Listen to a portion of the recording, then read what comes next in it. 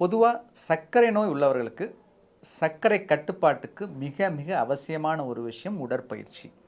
அதுவும் மெயினாக பார்த்தீங்கன்னா டைப் 2 டயபெட்டிஸ் அப்படின்னு சொல்லக்கூடிய 2ஆம் வகை சர்க்கரை உள்ளவர்களுக்கு இந்த நோய்க்கான மிக முக்கியமான காரணம் உடல் பருமன் இல்லைன்னா அதிக உடல் எடை, அதனால் ஏற்படுற இன்சுலின் செயல்படாத தன்மை அப்படின்னு சொல்லக்கூடிய இன்சுலின் ரெசிஸ்டன்ஸ். ஸோ இந்த எக்ஸசைஸ் எப்படி நமக்கு உதவி செய்யுது அப்படின்னு பார்த்தீங்கன்னா, நம்மளோட இன்சுலின் செயல்பாடை அதிகப்படுத்துது, அதனால் சர்க்கரை யூட்டிலைசேஷன் சர்க்கரை பயன்பாடை அதிகப்படுத்துது, அதனால் சர்க்கரையோட அளவு குறையுது. இது மட்டும் இல்லாமல் வெயிட் குறையிறது, அதே போல் நம்மளோட இரத்த ஓட்டத்தை அதிகப்படுத்துறது. பொதுவாக நம்ம எல்லாத்துக்குமே தெரியும், நமக்கு எடுத்துக்கிற பிராணவாயுவாக இருந்தாலும் மற்ற சத்துக்களாக இருந்தாலும் ஒவ்வொரு செல்லுக்கும் எடுத்துகிட்டு போகிறது ரத்தம் தான்.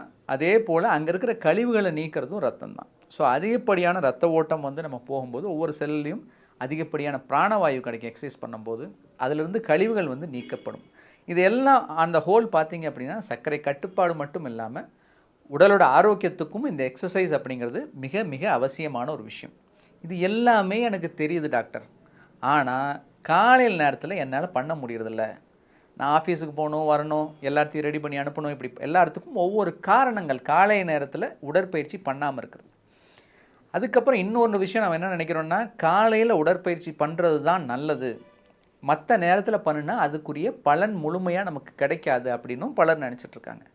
ஸோ இது எல்லாம் பொய்யாக்கக்கூடிய வகையில் ஒரு ஆய்வு இப்போ ஒபிசிட்டி அப்படிங்கிற ஜேர்னலில், அதாவது ஒரு 186 பேர் அதிக உடல் எடை, உடல் பருமன், சர்க்கரை உள்ளவர்களை எடுத்து அவங்கள 3 குரூப்பாக பிரிச்சுருக்காங்க.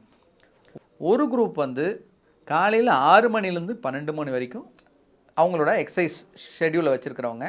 இன்னொரு குரூப்பு 12 மணி, மதியம் 12 மணிலேருந்து சாயங்காலம் 6 மணி வரைக்கும். இன்னொரு குரூப்பு 6 மணிலேருந்து நைட்டு 12 மணி வரைக்கும் எக்ஸசைஸ் ஷெட்யூல் வச்சுருக்கோங்க. ஸோ இந்த 3 குரூப்பையும் அவங்க க்ளோஸாக மானிட்டர் பண்ணி 2 வாரத்துக்கு அவங்களோட எக்ஸசைஸ் ஷெட்யூலை ஃபாலோ பண்ண சொல்லிவிட்டு இந்த 24 மணி நேரம் சர்க்கரையை கண்காணிக்கக்கூடிய கருவியை வச்சு அவங்களோட சர்க்கரை அளவுகள் எப்படி மாறுதல் அடையுது அப்படிங்கிறத அவங்க அப்சர்வ் பண்ணியிருக்காங்க. இதில் பார்த்த ரொம்ப முக்கியமான ஒரு ஆச்சரியமான விஷயம் என்னென்னு கேட்டிங்கன்னா, சாயங்காலம் 6 மணிலேருந்து நைட்டு 12 மணி வரைக்கும் இருக்கிற டைமில், அதாவது லேட் ஈவினிங் இல்லை நைட்டில் எக்ஸசைஸ் பண்ணவங்களுக்கு அவங்களுக்கு சர்க்கரையோட அளவு 24 மணி நேரம் சர்க்கரையோட அளவு, நைட்டு சர்க்கரை, பகல் சர்க்கரை எல்லாமே நல்ல கட்டுப்பாட்டில் இருந்திருக்கு மற்ற 2 பேர்த்த கம்பேர் பண்ணும்போது.